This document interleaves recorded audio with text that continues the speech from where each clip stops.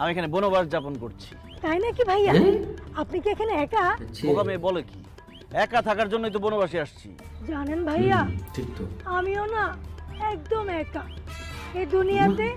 আমার মা বাবা ভাই বোন দাদা দাদি স্বামী বয়ফ্রেন্ড সবই আছে, কিন্তু আমার কাউকে বেশি দিন ভালোই লাগে না। বাবা মার কাছ থেকে পালিয়ে বয়ফ্রেন্ডের কাছে চলে গিয়েছিলাম, আবার বয়ফ্রেন্ডের কাছে পালায়া আমার স্বামীর কাছে চলে গেছিলাম, যাকে আমি বিয়ে করেছিলাম।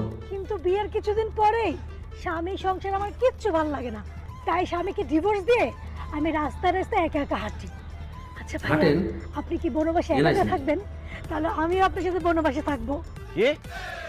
মাইয়া মানুষের ঝামেলার হাত থেকে বাঁচার জন্য আমি বনবাসে আসছি। এই বনবাসে এসে আমি আরেকটা মেয়ে নিয়ে থাকবো, সেটা আপনি ভাবলেন কিভাবে? ভাইয়া, আপনি রাখেন না আমাকে বনবাসে আপনার সাথে। আমি আপনাকে রান্না করে খাওয়াতে পারবো, আপনার সেবা যত্ন করতে পারবো। পিছে তো দেখো, পিছে তো দেখো।